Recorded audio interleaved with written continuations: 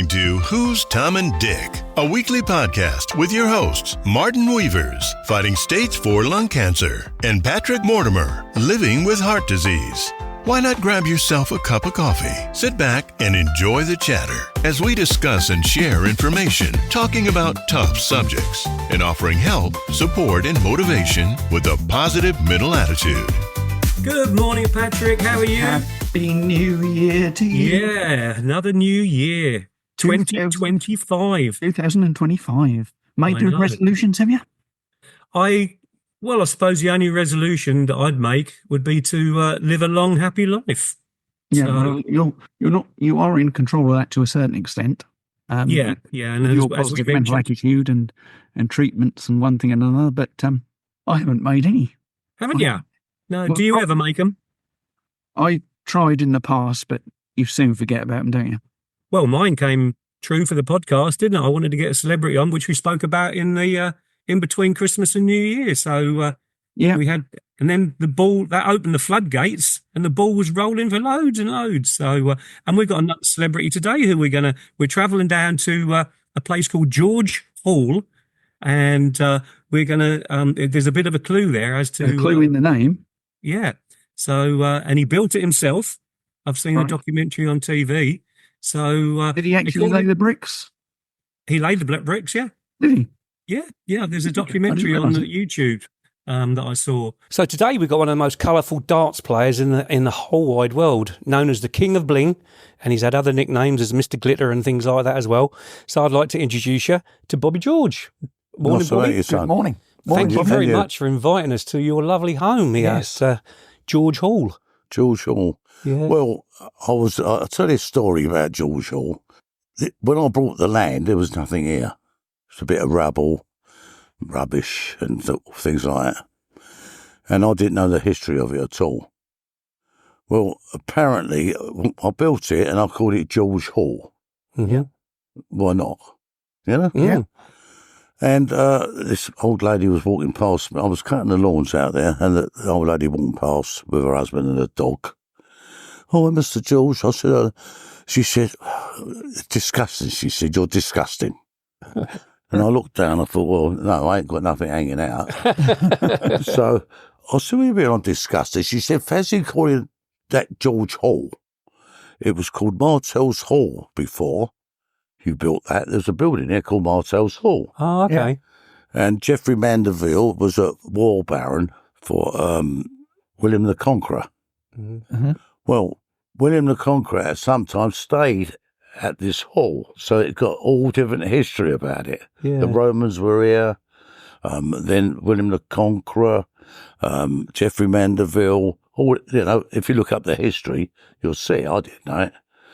And she said, what do you call it, George Hall? I said, well, when I come here, Dad, there's nothing here. Hmm. Yeah. I can't call it Martell's Hall. There's not a hall here. So I wanted to call it fuck all, but the council wouldn't let me. I said, I wonder why. she did go a lot on that joke. Her husband laughed. Yeah. He thought it was right funny. Yeah. But I thought, bloody cheek. Mm. Yeah. Some people got some neck, haven't they? I know. Yeah, so No. that's the story. It always makes me laugh when I tell that Yeah, story. that's a good one. So you was about 30 when you started playing darts. Yeah, I was just turned 30. Yeah. That's Did quite that- late, isn't it, really? Well, it's late to the kids now. I Yeah. mean, they're starting at 10-year-old. I mean, even Yeah. earlier than that now. Hmm. You know, the youth has got so big, which is great, really. I remember it about 1980, must have been 80. I was Durrow Darts, I used to make my darts then. And Paul Drent said to me, we should do something with the youth, really. I went, that's a good idea. So he arranged in the ATA club in Loughton, Leighton, right? There was a dart place, all, you know, loads of dart balls and everything. And the kids used to play there, and they had a team, a youth team, London youth team. So I thought, all right, so I got a few of the boys there, 6 youngsters, and we had a match. They had a match there at the ATA club, and the winner with the highest average came with me in my Rolls Royce for a day, different places. Oh, okay. That was, you know, That was his treat. and then they come to us. I think we played, I can't remember where we played in Essex. I remember we played them again. And I remember the BDO, they said, that won't work, what you're doing there. I said, well, kids come along to the county games with their dad, and that's how they get into darts. Yeah. They want to play. So I thought, well, if you have teams, it makes it like a little county game. You could have other counties. Anyway, it went on, and then another county came in. Oh, we got a team. You play out, and it got really big. Mm. Well, I couldn't run that. I only done it. I done it for the crack first of all. Yeah. But it's a full-time job. Now look at it. I know. I mean, it started with London and Essex. That's how it started. Mm. Yeah. A lot of people don't even know it. In fact, I don't even know if they've said it, I don't think. But a lot of people don't know that fact. And it's in the world, it's massive in the world. And you was involved right from the start. Yeah, it was Paul Durant and me said we'd do it. He'd give them flights and darts and that. And I was there, and because I took them different places, whoever got the highest average. Can't remember the boy. I suppose he would never forget it, but I can't remember it. And it's amazing how it's got so big in the world. Yeah. I mean, there's loads and loads of places. They got all different clubs for youngsters to play darts. I mean, I'll go along sometimes to them, one in Suffolk, and I watch them play. Yeah. And they're amazing players. Yeah. Yeah. Because what they do now, they get up early in the morning, the kids, get on the dartboard, go to school, come home, do their homework, and get on the dartboard till they go to bed. Yeah. So they're playing darts, throwing darts. They're not playing darts, they're throwing darts. Yeah. And then they learn to count on the dartboard, because you got to learn to count. Otherwise, Yeah. you can't really play good if you can't count, Mm. because you waste darts. There's a lot of good players. Like, look at him, look. Yeah. Luke Littler. Well, he played youth. He played in the WF. I think he got in the last 64 that year. And then he qualified to go into PDC youth. And he won that. And that gave him a chance to play in the men's. And he pressed the right button. Mm. I would have known. I know that he was a good player, but he would have been known before that. And he got on the television and he pressed the right button. He played amazing. Yeah. And he made a lot of money in a year. Yeah. You know, but good luck with him. But they said, well, he's only young, he just started. He was throwing darts when he was about 3. He won an award at Sports that was Personality. good, isn't it? That's Yeah. great for darts as well. Yeah, brilliant. Yeah. Brilliant, yeah. So your beginnings then, Bobby. Where I started. How did you start? Yeah. So I used to do a bit of calf throwing, I used to do a bit of welding. I used to enjoy that. But as my job was in the week, I was a granite floor layer.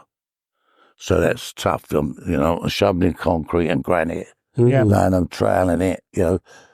In the summer, it's a lovely job. Finish early. Winter time, you don't finish till 2 or 3 in the morning. Right. And you've got to be back 6:30. Yeah. So you're sleeping in the motor. All that game, you know. Mm. Before that, I dug tunnels. So I didn't have any, I wasn't brainy. I just used my body. I had a good body. Mm-hmm. And I used my body to be strength to do them jobs, Yeah. to make money. Where did these tunnels go? The tunnel of the Victoria line. Oh, really? So if you get on a train, it bumps a lot. That's why we built it. So, Victoria line, I've done that. That was tough work, but good money. Mm. And then a guy said to me, look, I've got some tickets from Barkingside Police Station. They're going to Kingsale Island fishing on a boat. Do you want to buy a ticket? You know, they've got a few spares. I thought, yeah. So we went, you know, and we got out on the boat, up and down like a cork, ground bait in the sea up, you know, spewing up over the side. I thought, I don't like this, you know, I can't handle it. Terrible. Yeah. We come back, we couldn't go out. My mate Malcolm Ellis, he said, let's go have a game of darts. So I knew Malcolm, not through darts. He used to have like, he used to sell ham, bake, rolls, all that. He had a shop in Gants Hill. That's how I knew him. Go and get some crusty rolls off him, you know. Mm-hmm. Anyway, he said, let's have a game of darts. So I went, it's a funny game. I thought it was a funny game. Mm. You know, there's me arm wrestling and picking bloody things up for money. Yeah. And it must be throw these little arrows, you know. And I went, well, all right, I can't do nothing else. She said, you use them. So I went in the pub, throwing up, right? And he went, right, we'll have a game. And then I said, how do I go? I've got to say a certain number left. He'd say so-and-so and so-and-so, and that double. I go, boom, boom, boom. And I must have done it because we was all day in the pub. Mm. He was quite shocked. He said, I don't know how you can do that. And you don't throw darts. I said, but just a gift, I suppose. Yeah. But, and then I came back and he said, he came back and it was the Monday night finals back inside, and I went with him. And I watched these guys play, and I said to him, but if they're the best in the area, I'll beat them easy. Mm. And he looks at me, must have thought, you flash bastard. You know? Yeah. I said, in fact, I'll be number one in the world if I took this up. He laughed, you know? Yeah. Anyway, not very long after, went to join the Super League. See, Super League, then you had the best players in the areas. You know, so you couldn't bully anyone. You know, a lot of guys used to play good darts, excuse me. Go in a pub who can play and bully people. Mm-hmm. But anyone do that. It's not, you know, you've got to be competitive, haven't you? Mm. Yeah. So I went in the Super League, and this bloke, Johnny Squires, his name was, right? He's not with us now. And I never forget Johnny Squires because he had one tooth in his head. One long tooth, that's what he had. Yeah. And it's all different colours, you know? And when I used to talk to him, I could look at his tooth all the time. Oh, yeah. Yeah. You know? So I would never forget him, the bloke with the big tooth, I used to say. But I couldn't remember his name. He went, Robert, they call me Robert, it's my name. Then, you don't play Robert? I said, no, with Malcolm, he just said, why don't you join? No, we've got to have the best, he said. Malcolm said, he's better than me. And I'm going to be in your team. He said, well, if you don't play him, I ain't playing, he said. That's wrong. But, you know. So he went, all right, and put me down. And I won the Super League. Oh, wow. I won a Haydel Super League. Yeah. And I thought, oh, it ain't too bad. And then I'd wait about 3 months. I was like, now I won the Essex Masters. Mm-hmm. But what the story is, you don't know, but everyone's got a gift, don't you? Yeah. Mm. Obviously, Johnny Squires never found his.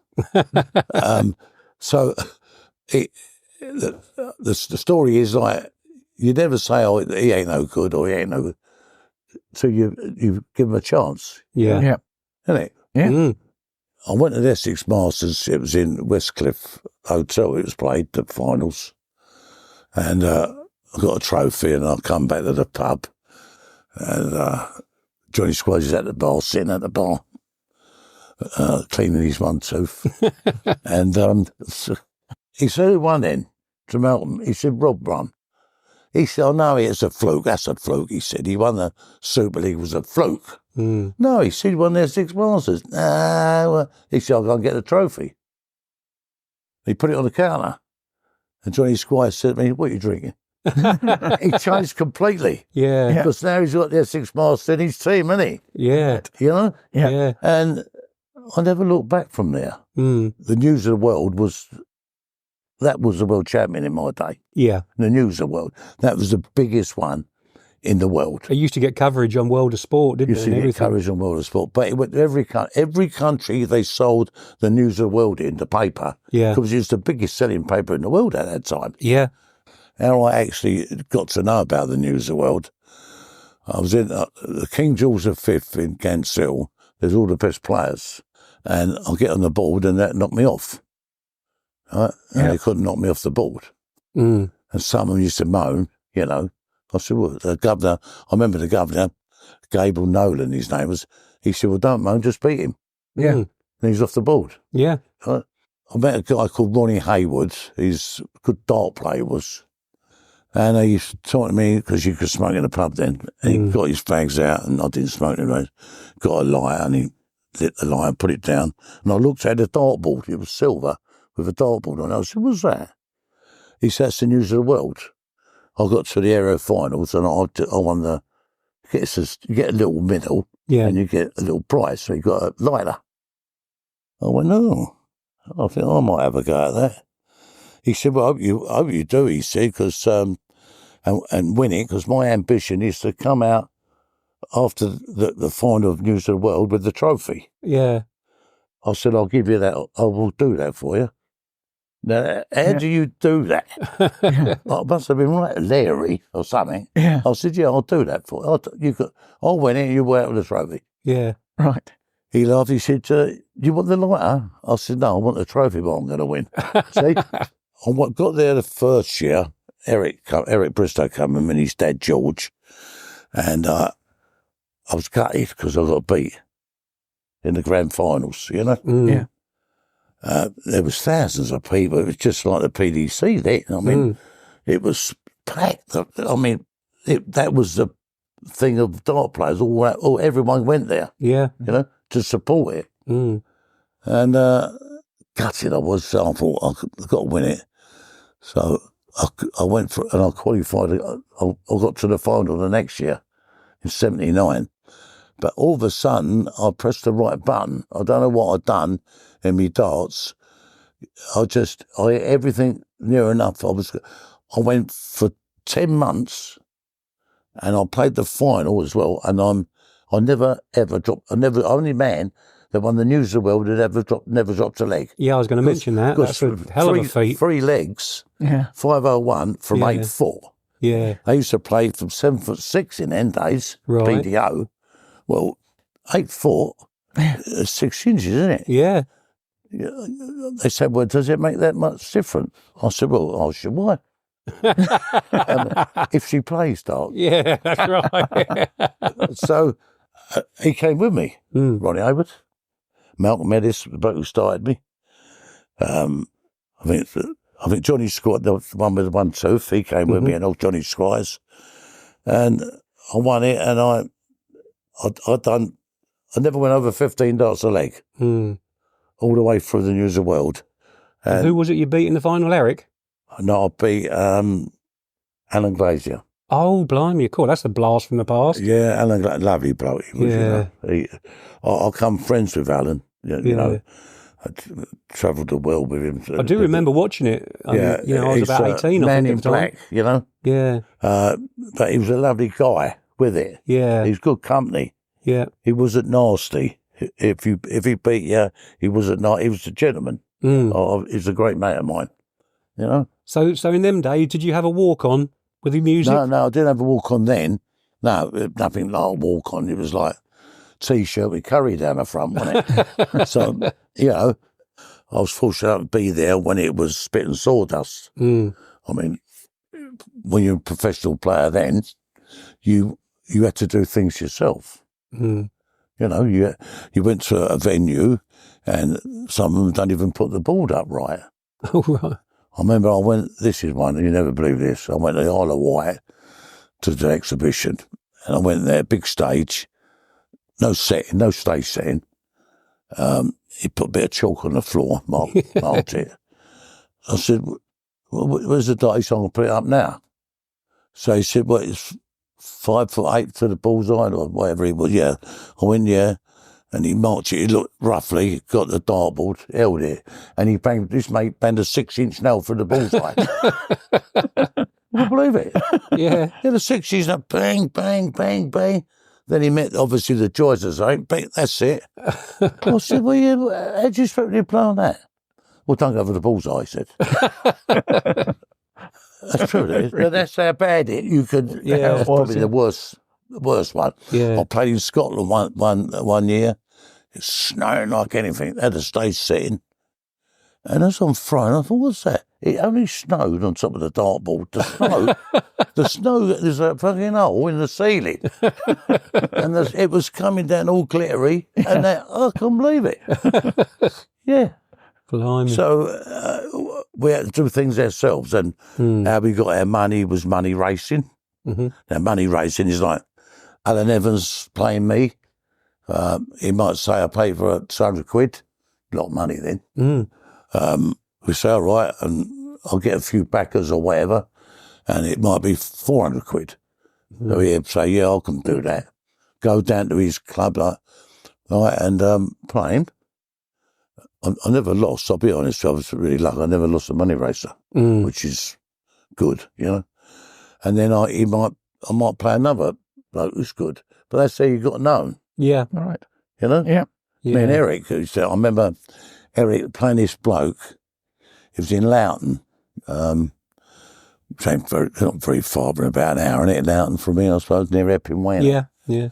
And he phoned me, he said, Bo, he said, I've got a money race. Any chance of giving us a lift there?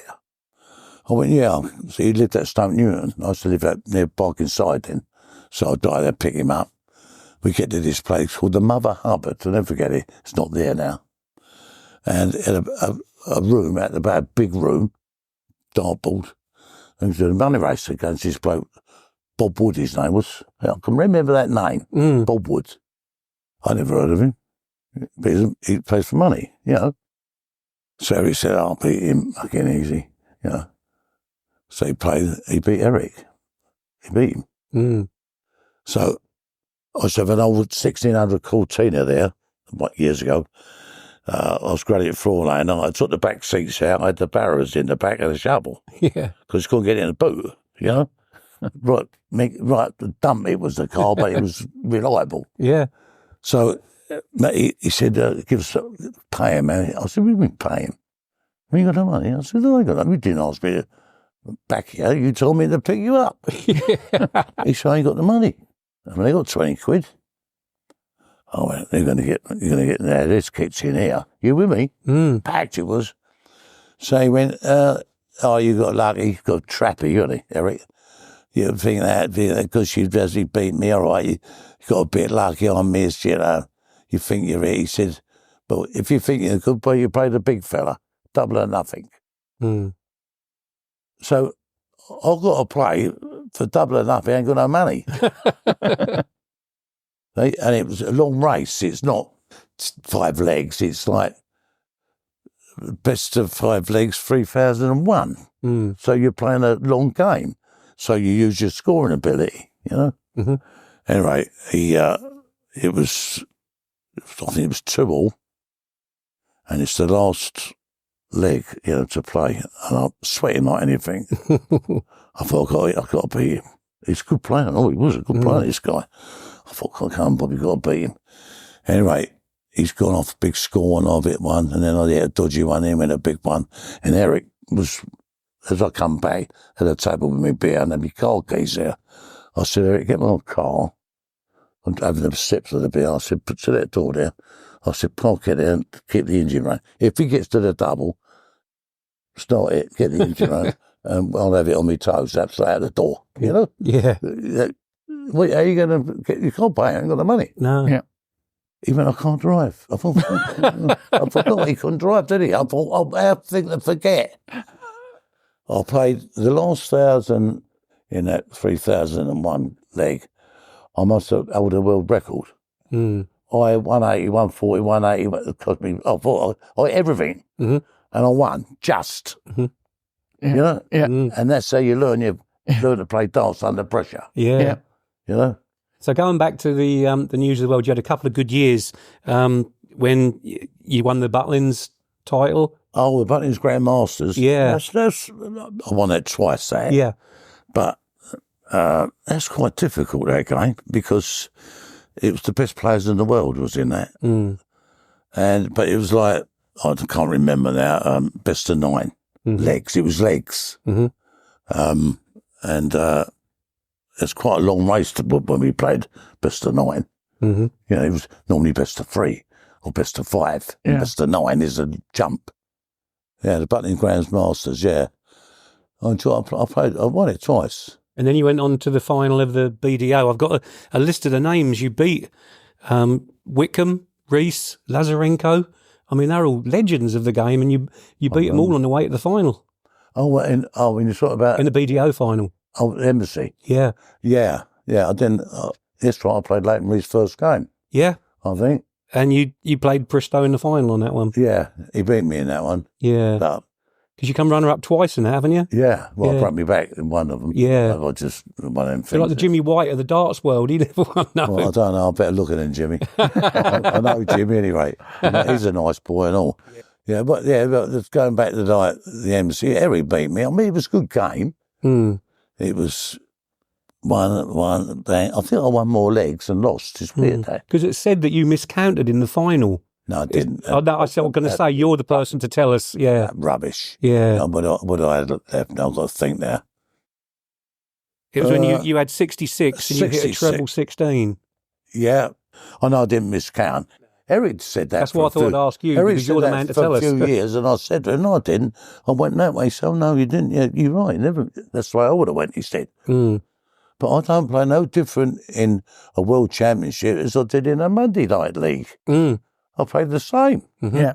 You know, when you hear players on the tee say, well, I'm saving it saving it for the final, or talking rubbish. You're playing the best of your ability when you play. Yeah, of course you Every do. game's the final. Yeah. First round's the final. Don't win, you're out, aren't you? Yeah. Second game's the final. Yeah. It's the final. Every leg you play. Yeah. Some have got, you know, I don't know what, or they're not quite on that A game at the moment. That's another thing. Yeah. Yeah. You know, on the A game. I don't know rubbish that is. They don't play darts and say, oh, yes, I'm going to play well. Now I'm going to play my A game. You play your A game if you can, don't you? Yeah. Yeah. You understand what I I'm do, getting at? yeah. So with all this straight talking then, Bobby, you've seen it all. What sort of advice would you give a young player today? Well, I mean, you can't get anyone to buy a set of darts for you. You might as well go in the shop where they've got a dartboard that sell the darts, and the guy would probably help you. Yeah. You know, you use this long and shorter flights, all that. Try these, and don't put the dartboard as high as we play. Put it lower, so that all they can do is practice throwing. Yeah. And learn to count. That's most important. Yeah. Is to learn to count on the dartboard, because you can win with less darts if you go the right way. But the problem is, a lot of people, youngsters, their dads teach them to count on a dartboard, but their dad can't count on a dartboard. So they only learn for the people that have taught you. And then it's in your head. It's nothing to do with counting, by the way. So to learn to play darts and count, if you're only as good as the person teaches you. So it's a good start, but it gets in your head. It's like, if I said to you, give me your mobile phone as quick as you can, because you've done it so many times, you remembered it. But it's not nothing to do with mathematics. It's not nothing. It's just memory. It's memory combinations, isn't it? Yeah. So on a dartboard, you do one combination. The kids should practice it in your head. Then when you want it, it's boom, boom. You don't think about it. Yeah. It's memory of combinations. How many hours a day would you practice? Well, I didn't really like practicing on my own. It was boring. I used to go down a club or a pub and play anyone. Yeah. So what I used to say to my boy, when you throw, a lot of guys say I'm doing ton 40, ton 40, playing really good. But it's not what you play, because you haven't got that gap. When you play a guy, he throws his darts, you go up, throw yours, take it out, walk back, 12 to 14 seconds probably. Then you throw again. But when you're practicing, you don't do that. You just turn around and throw, don't you? Yeah. Well, that ain't no good. But I used to make him that half there. That's the hockey. When he threw, took the darts out, walked to the half, kicked the half with his foot, walked back and threw. Yeah. And that's how I'm taught him to practice. So he's controlling the game. Yeah. Right. So if you play a fast player and you're taking 12, 13 seconds, you do that all the time. It doesn't muck your darts up, it mucks this, because he wants to get on with it.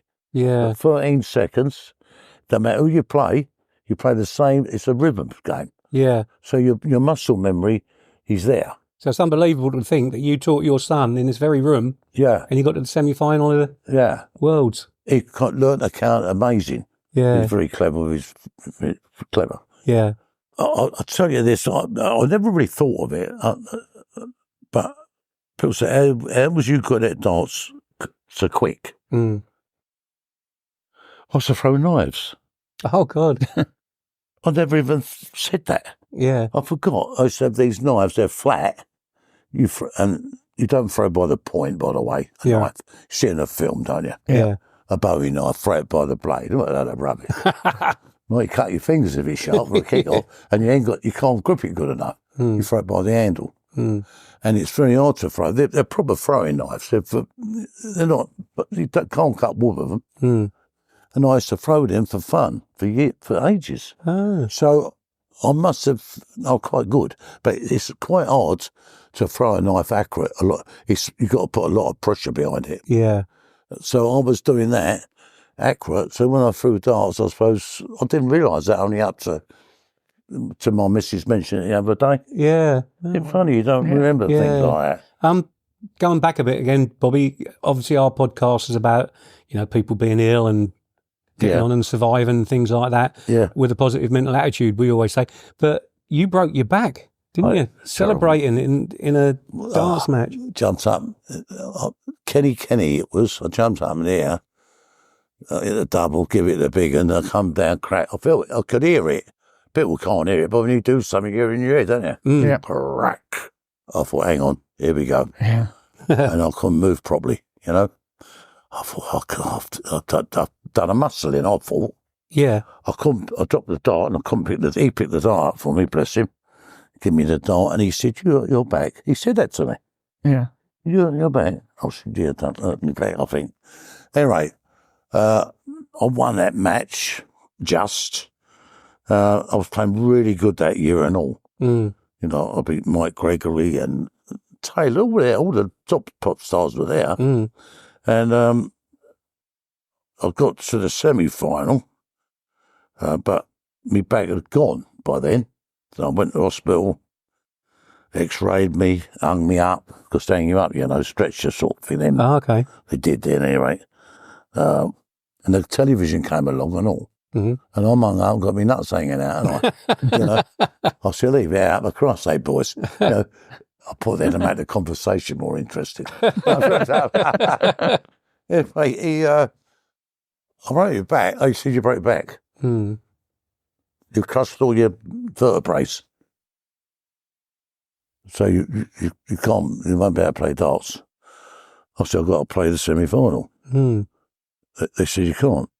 How can you do that? So they said, well, we if you do play, we can't give you any painkillers or anything.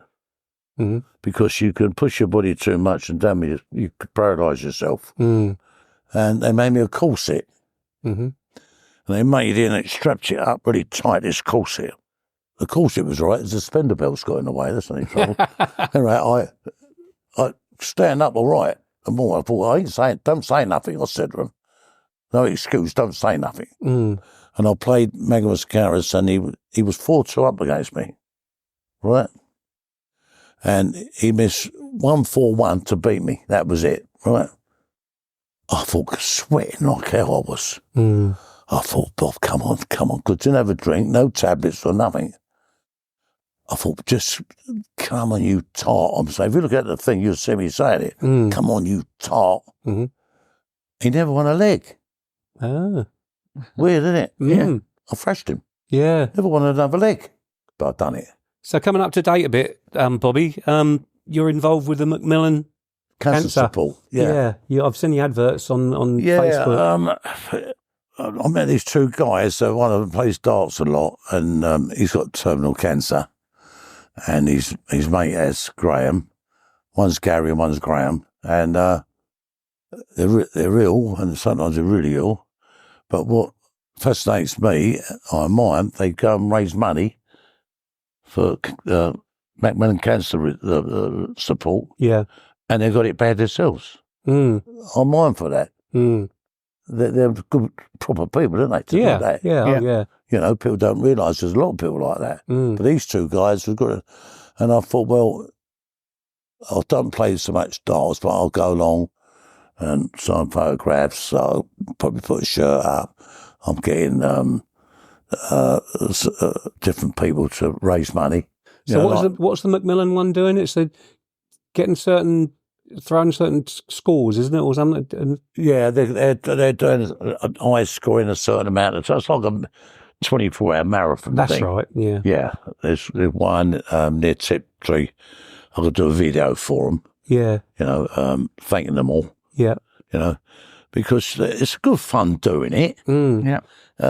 You don't have to raise thousands, but like you say, if everyone put a pound in. Well, it's well publicised on Facebook. I've seen the videos on Facebook of you talking about it. Yeah. So, talking of publicity, before we finish, Bobby, you've got a new book coming out. Am I right? Oh yeah, I've done one book. It was quite good. I've got another one coming out. Yeah. I don't know. You never think your book's any good. My book was quite good. They said, I don't write it. I just talk it. Yeah. Yeah. With your darts career, you're obviously now doing a lot of commentary. I've seen you on the TV. Yeah. What would you rather do, commentary or still play darts? Well, I used to do both once. I done both. Yeah. I've done a commentary. I said, well, it won't be long. I just got to play there. I'll see you back in 40 minutes. I wish I could play like I did. Of course you do. But it happens to everyone. Mr. Time comes along. Your body, I can't walk up and down 3 or 4. That'd just kill me, it would. And I don't want to do it. No. You understand? I like fun darts. I like the people in it. Yeah. I like to play fun darts, have a crack.